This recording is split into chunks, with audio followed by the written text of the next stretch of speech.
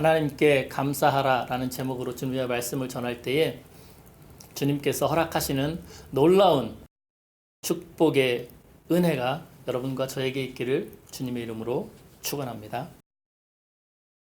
데살로니가전서 5장 18절에는 범사에 감사하라. 이것이 그리스도 예수 안에서 우리를 향하신 하나님의 뜻이라고 이야기를 하십니다. 모든 일에 감사하라.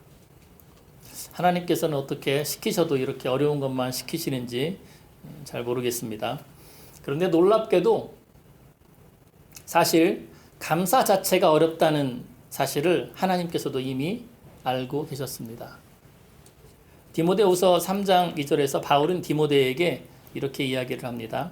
말세가 되면 사람들은 감사치 않을 거라 그럽니다. 이 말은 말세가 더욱 가까울수록 더욱더 심해진다는 사실을 강조하고 있는 듯이 보입니다. 감사하는 것을 자꾸 잊어버리는 것을 사람의 속성으로, 특성으로 하나님께서 알고 계신 것 같아요. 그래서 하나님께서 여러 가지 장치들을 마련해 놓으셨습니다.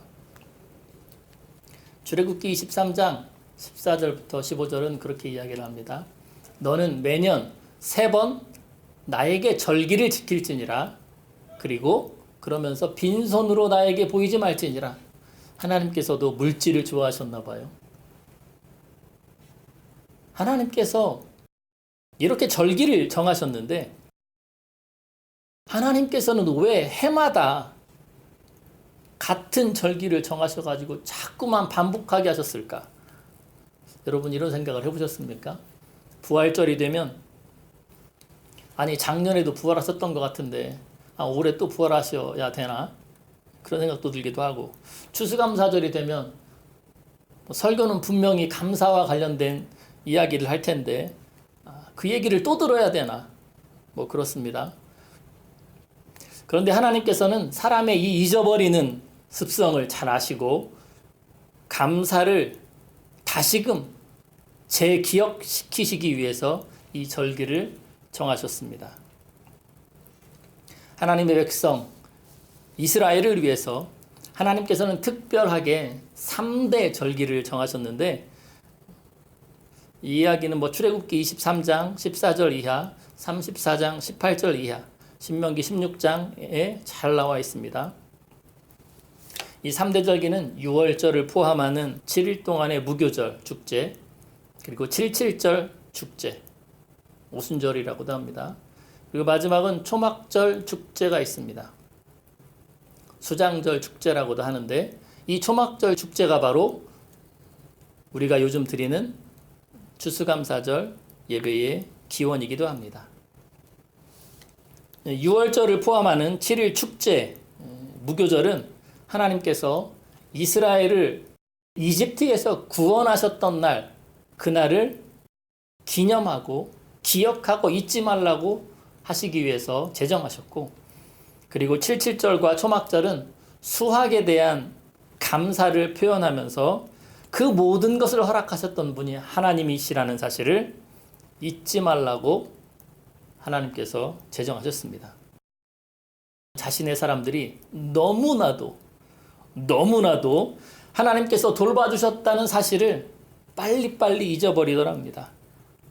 그 사실을 아주 잘 알고 계셨기 때문에 이렇게 법을 제정하셨습니다. 하나님께서 재물을 좋아하십니까? 하나님께서 없는 것을 요구하시는 분은 아니십니다.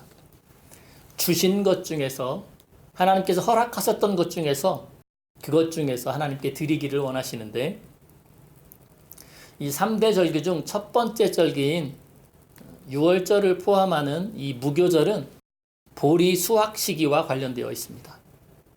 그리고 나서 7일간의 축제를 하라 그러십니다. 그리고 두 번째 절기인 77절은 미래 수확 시기와 관련되어 있습니다. 그리고 이 세 번째 초막절 축제는 가을 과실 수확 시기와 관련되어 있습니다. 다시 말해서 하나님께서는 자신이 주셨던 것 중에서 하나님께서 주셨다는 사실을 잊지 않도록 하나님께 드리고 그리고 이웃과 함께 나누면서 즐기는 축제의 시간을 갖기를 원하십니다. 하나님께서는 참 사람을 많이 생각하셨던 것 같아요.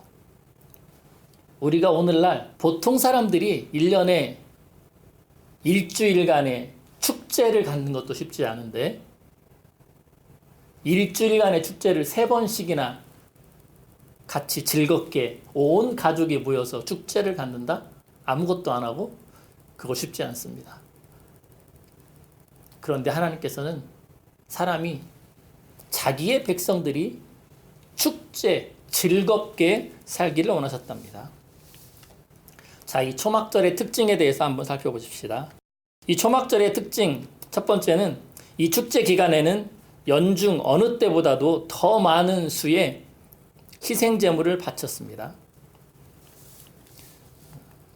13절에서는 7일 동안 지키라고 이야기를 하고 있는데 이 국가적으로 바치는 희생제물로서 첫날에는 숫소 13마리 그렇게 시작해서 날마다 한 마리씩 줄여서 도합 70마리의 숫소를 바쳤고 그 밖에도 119마리의 어린 양, 순양, 염소 및 곡식 제물과 포도주 제물을 모두 바쳤습니다.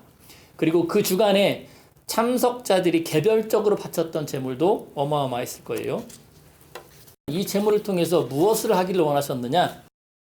14절에 보니까 절기를 지킬 때에 너와 너의 자녀와 노비와 너의 성중에 거주하는 레위인과 객과 고아와 과부가 함께 즐거워하기를 원하셨대요.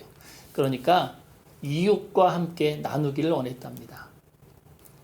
추수감사절은 주변에 힘든 사람들도 돌아보고 같이 즐거워할 수 있는 그런 절기로 하나님께서 제정을 하셨다 그럽니다. 마가복음 12장 31절은 이렇게 이야기를 합니다. 너의 이웃을 너의 몸과 같이 사랑하라. 이것보다 더 큰 계명이 없다고 그럽니다. 우리가 우리 주변을 잘 돌아보고 있는지 한번 살펴봤으면 좋겠습니다. 두 번째 특징이 있습니다. 이 초막절 축제 기간 동안에 일주일 동안 초막에서 살기를 원하셨습니다. 이 말은 모든 것을 하나님께서 허락하셨다는 사실을 기억하라고 하나님께서 축제의 기간을 허락하셨습니다. 레위기 23장 42절, 43절입니다. 이것은 내가 이스라엘 자손을 이집트 땅에서 데리고 나올 때에 그들을 초막에서 살게 한 것을 너희 대대로 알게 하려는 것이다. 나는 너희 하나님 여호와니라. 여호와 하나님께서 이집트에서 이스라엘 백성을 이끌어서 광야에서 사는 동안 그 초막에서 살면서도 그들에게 피난처를 제공해 주셨고 그리고 그곳에 있는 동안 보살펴 주시고 여러 가지 것들을 제공해 주셨다는 사실을 다시 한번 기억하라고 하나님께서 축제의 기간을 허락하셨습니다. 우리는 그럴 수 있어요. 그거를 해마다 계속 되새겨야 되냐? 하나님은 사람들이 잊어버릴 것을 미리 하시고 그렇게 제정을 하셨답니다. 15절에 보니까 하나님 앞에서 지키기를 원하셨대요. 왜 우리가 요즘도 캠핑을 가잖아요. 가족 간의 캠핑을 가는데 그러면 유원지 뭐 이런 데 가서 바깥쪽에 가서 노는데 그것이 하나님 앞은 아니잖아요. 근데 하나님께서는 다 모여가지고 오늘날로 이야기하면 그런 정도 되는 것 같아요. 교회 근처에다가 다 야영할 수 있는 텐트를 다 가지고 와서 일주일 동안 교인들끼리 모여서 야영을 같이 하는 거예요. 센스가 참 좋으신 분 같아요. 모든 것들을 허락하시고 여유를 허락하신 분이 바로 하나님이라는 사실을 알게끔 하기를 원하셨대요. 자, 세 번째 특징이 있습니다. 초막절 축제의 두드러진 특징 중에 하나는 그 축제의 주된 성격이 기쁨에 넘쳐 감사하는 일이었답니다. 15절에 너는 온전히 즐거워할지라 그렇게 이야기를 하고 계십니다. 하나님께서 바라시는 것은 그분의 백성들이 그분 안에서 기뻐하기를 원하셨다는 사실입니다. 너희는 너희 하나님 여호와 앞에서 기뻐하라. 레위기 23장 40절도 똑같은 이야기를 하고 있습니다. 이것은 곡식의 수확뿐만 아니라 생활에 있어서 즐거움에 크게 기여했었던 기름이나 포도주의 수확에 대한 감사와도 연결이 됩니다. 먹고 마시면서 즐거워하라 이거예요. 하지만 그런 모든 것들을 허락하신 분이 하나님이시라는 사실을 잊지 말라 그럽니다. 하나님께서는 하나님께 예물을 드릴 때 즐겁게 드리기를 원하셨대요. 그래서 성경에서 이렇게 이야기를 합니다. 하나님께서는 즐겨내는 자를 좋아하신답니다. 그렇게 냈던 사람들이 있습니다. 물론 이게 추수감사와는 조금 다른 개념이지만 누가복음 19장에 삭개오라는 사람이 등장을 하는데 그가 예수님이 자기 집에 오신다는 소식을 듣고 즐거워했다는 표현이 있습니다. 누가복음 19장 6절입니다. 마치 추수감사절에 하나님 앞에 나오는 것 자체를 즐거워했듯이 이 삭개오가 예수님이 자기 집에 온다는 사실에 너무 즐거워했어요. 그리고 나서 19장 8절에 삭개오가 자기 재산의 절반을 뚝 떼어서 하나님께 드립니다. 그러면서 이웃에게 나누겠다고 이야기를 합니다. 추수감사절도 마찬가지예요. 하나님께 나오는 것을 기쁘게 여기고 그리고 나에게 하나님께서 허락하셨던 것들을 나누어 주는 것을 기쁘게 여겼답니다. 하나님께서는 그것을 원하고 계시더라는 사실이에요. 자, 이렇게 이제 우리가 하나님께 즐거움으로 감사의 표현을 하는데 감사에도 정도 차이는 있는 것 같아요.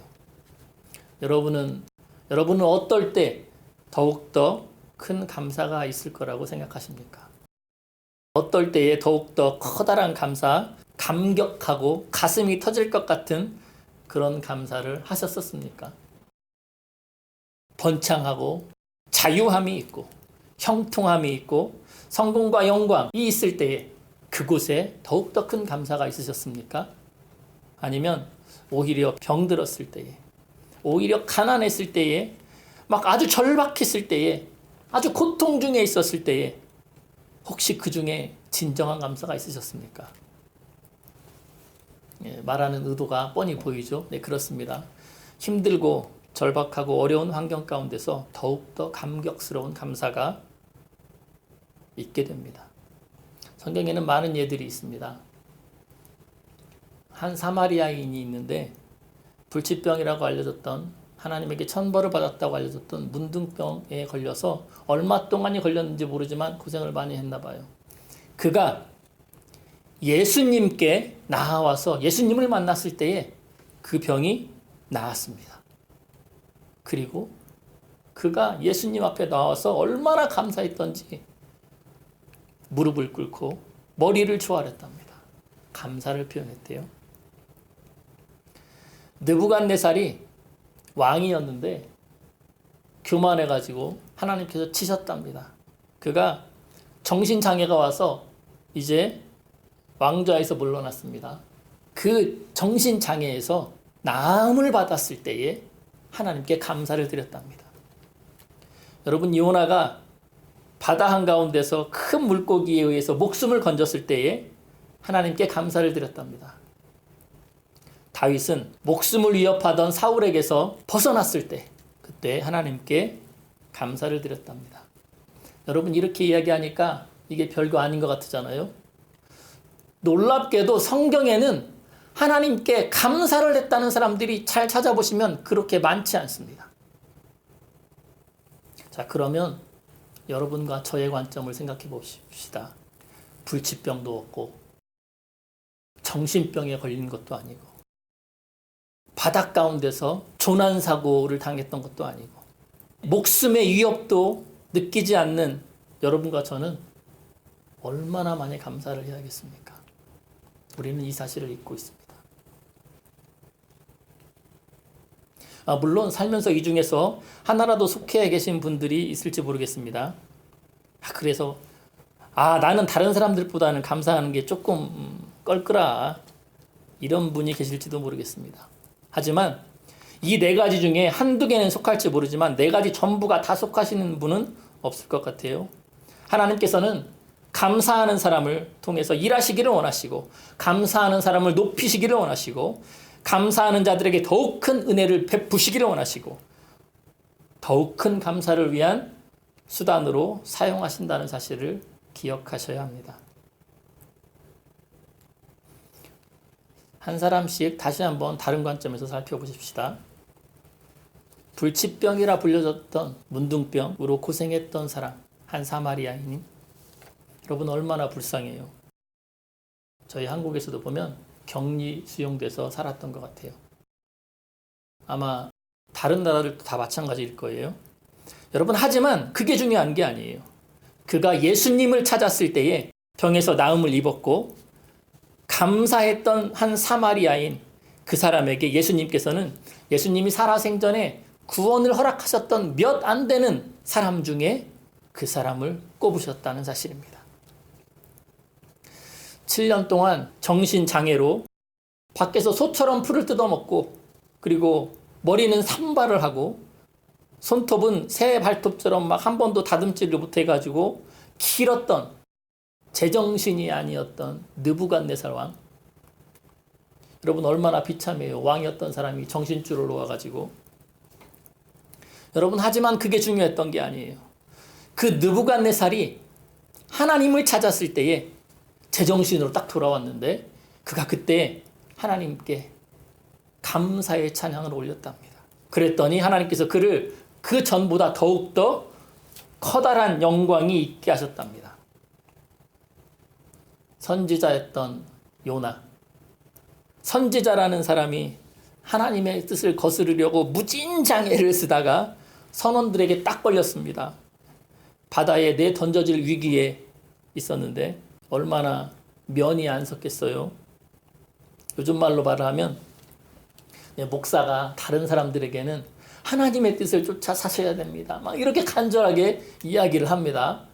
그런데 자기 자신은 하나님의 말씀을 하나님의 뜻을 거스르고 있다는 사실을 주변 사람들에게 딱 들킨 거예요.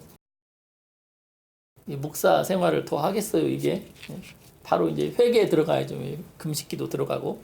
자, 그런데 그게 중요한 게 아니었대요.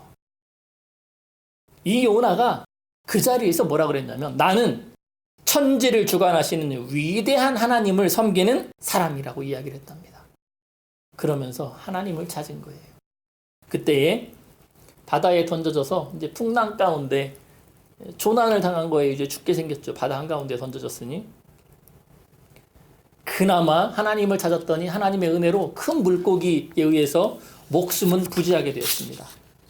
그가 한 3일 정도 곰곰이 생각을 했던 것 같아요. 이게 하루 이틀 가지고는 하나님께 감사가 안 나오나 봐요. 더구나 바로 살려주시는 것도 아니고 3일 동안이나 그 고생고생하게 물고기 뱃속에서 있는 거예요. 요나가 3일 동안 곰곰이 있다가 하나님께 감사를 했답니다. 하나님, 그 와중에도 나의 목숨을 건져주시기 위해서 큰 물고기를 보내주셨군요. 하나님의 손길을 느꼈답니다. 그래서 요나가 감사했을 때에 하나님께서 이 선지자 요나를 니느웨 백성 12만 명을 회개시켜주는 이 구원시켜주는 도구로 요나를 사용하셨답니다. 엄청나게 크게 쓰임을 받았어요. 여러분, 그렇게 능력이 많았던 선지자 엘리야가 얼마나 많은 사람들을 구원했습니까?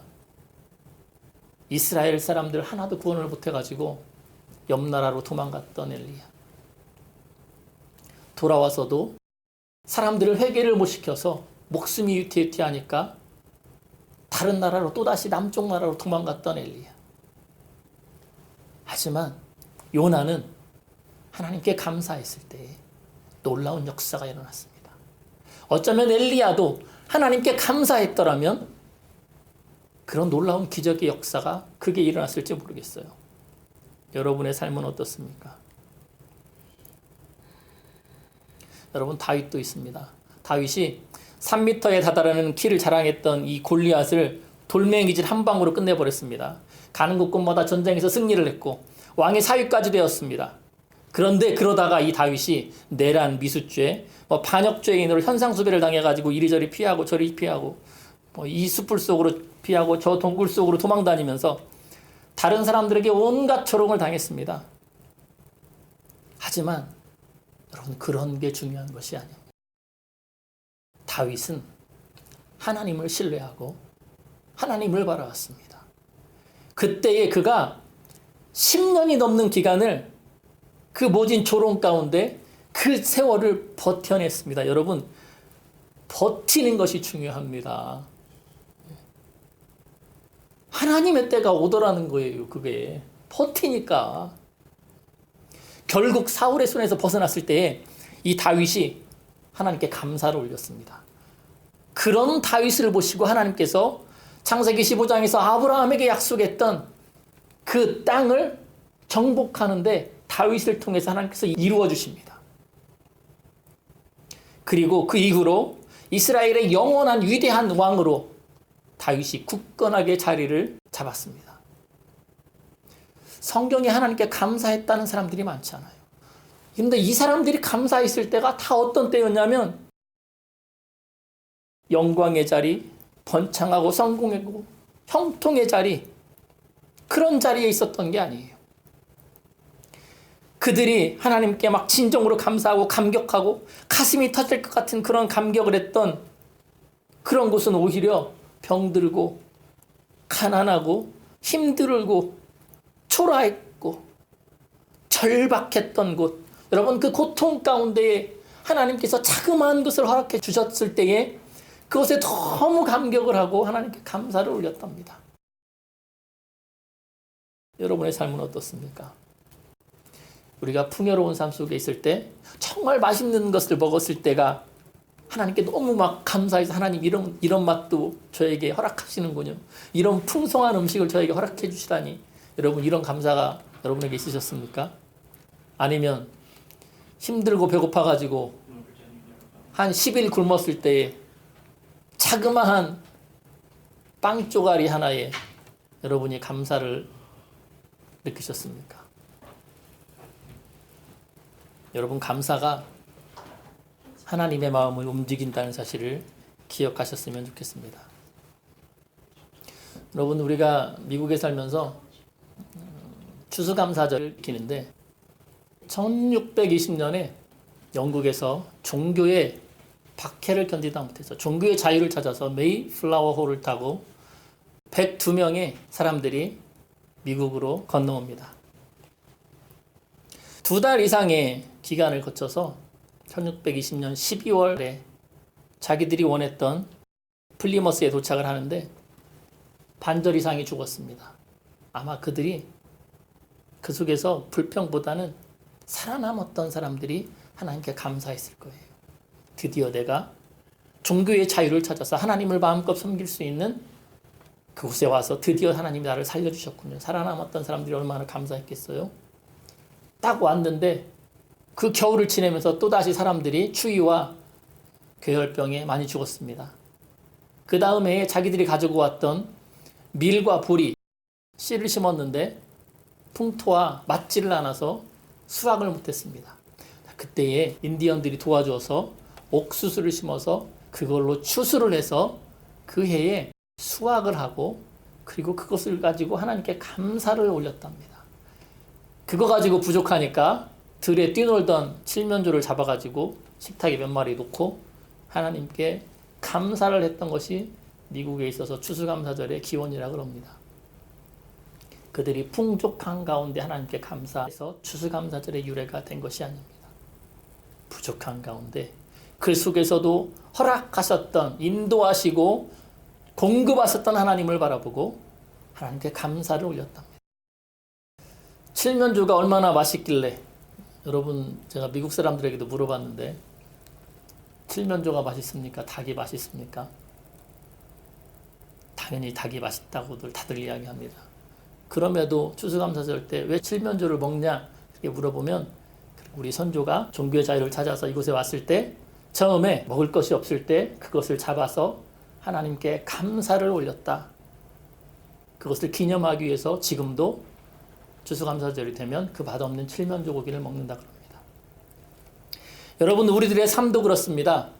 하나님께서도 우리가 감사함을 자꾸 잊어버릴까 봐 여러 가지 절기를 정해 놓으셨고 그리고 그것을 통해서 하나님께 감사함을 잊지 말라고 이야기하셨다는 사실을 잊지 않았으면 좋겠습니다. 감사가 이렇게 풍족한 가운데 사는데도 왜 감사가 없을까요? 우리의 그 삶 가운데 아직도 버리지 못한 욕심들이 많기 때문은 아닌지 되돌아봤으면 좋겠습니다. 어떤 곳에 있건 하나님께 감사를 올림으로 말미암아 하나님께 놀라운 축복을 받으시는 여러분과 제가 되기를 주님 이름으로 축원합니다. 기도하십시다.